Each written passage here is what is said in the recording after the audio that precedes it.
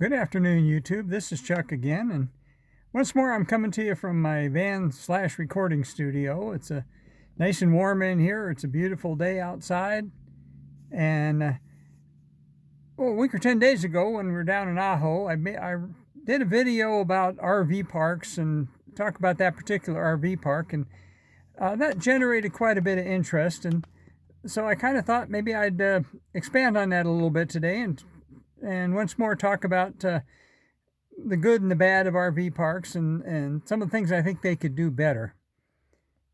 And so I guess the crux of it is I would, if it was up to me, I'd rather boondock. And when I'm in the van, that's about all I do. I've never paid a nickel to stay anywhere in a van. But when you travel with a trailer, and especially when you have a wife that wants all the conveniences, and obviously RV parks become a part of what you do, and routinely. And we've traveled quite a bit. We've been all over the country, and we've stayed in a lot of RV parks. And there's a few things about RV parks that kind of are pet peeves of mine. I kind of want to talk a little bit about that today. I don't want to get off in a rant, but just some of the good things and the bad things that I see. And I used to travel with a large fifth wheel, a 40-foot fifth wheel, and I pulled it with a four-door dually pickup. And it was a pretty big rig, and it was nice when it was parked and set up. But boy, when you traveled with it, it was a lot of work. It was like driving a semi. And we got in our share of scrapes with it. It was quite a few years ago, and there weren't as many big rig sites as there are now. But now I use a 30-foot travel trailer with a pickup that's 20 feet long, so my rig hooked up is still 50 feet long. So it's no joke trying to get it in and out of places, but it's not too bad, and I've done it enough that I guess I'm fairly accomplished at doing that. But there are some things about RV parks that really kind of irritate me, and they're getting much more expensive over the years. One of the things I want to talk about today is some of them some places I've liked and some places I haven't, and I just wiggled the phone. Sorry about that. The wife and I were talking about it after that last video, and trying to figure out our favorite, or if there is such thing as a favorite.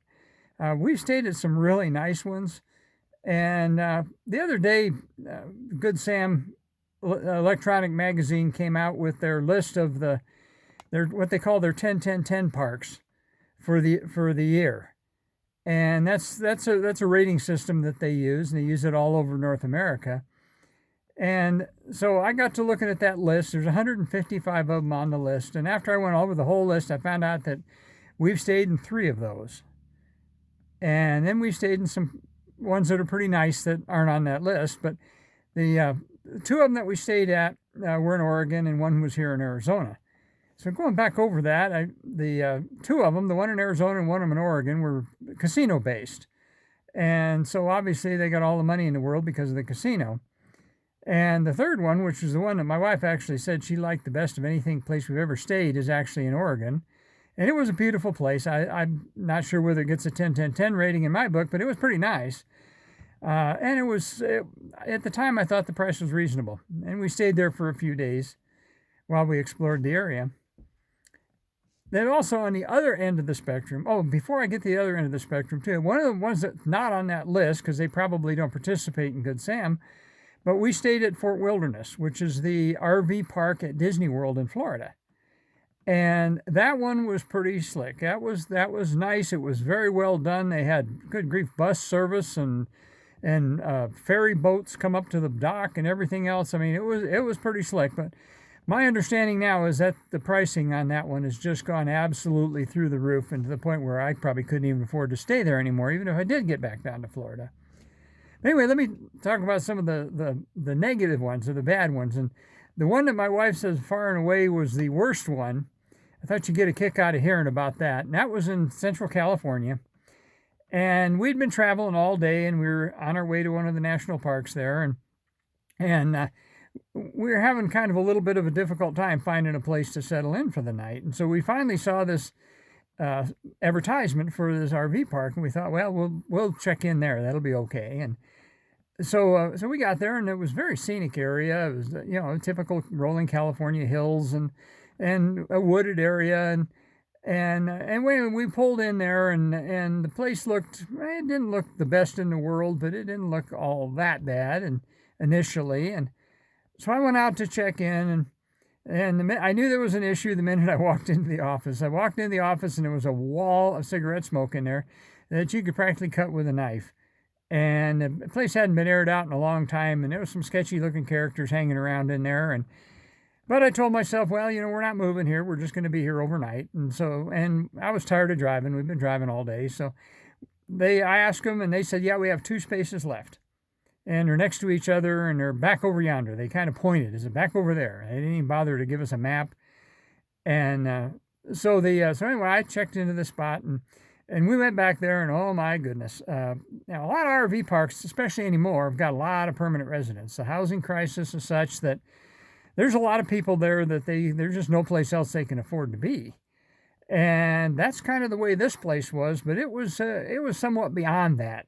To say the characters around there look pretty sketchy would be an understatement. Now, I was in the emergency services field for a long time, and I know what dopers look like. And we nicknamed this place Tweaker's Heaven after we were there looking at it, and after we got done talking about it, and after we survived the night there.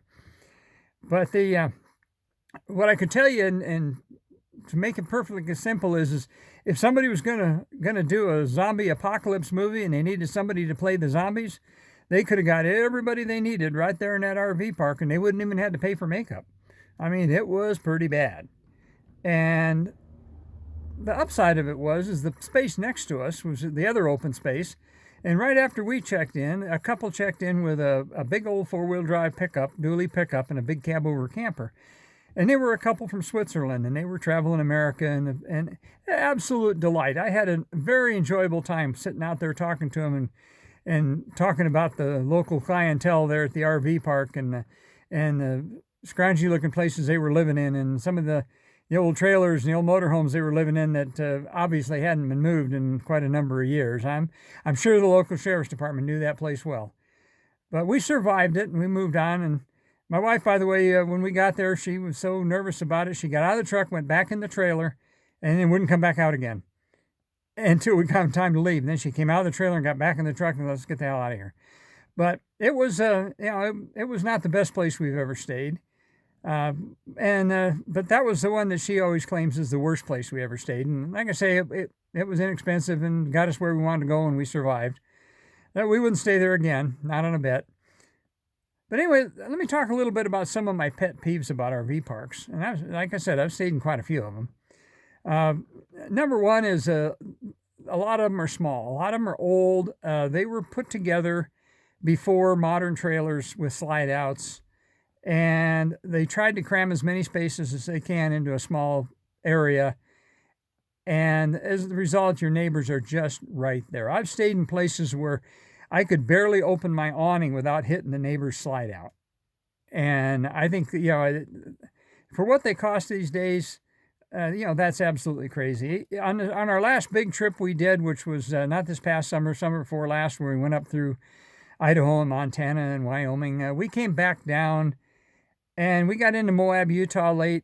And it was after the peak season. It was the end of September. And we were trying to get a space for the night in Moab. And we finally got a space in an RV park, and they said it was the last one they had available. The most money I've ever paid to stay in an RV park for overnight, $75 a night. Now, I understand there's some more, and if I have time in this video, I'll tell you about another one. But it was terrible.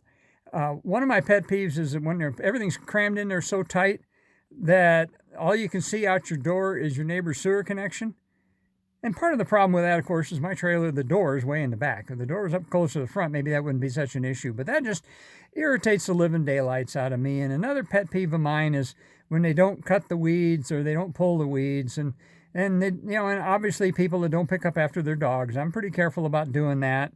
And cigarette butts. I think people don't pick up their cigarette butts. I think that's just rude. And the RV park doesn't either.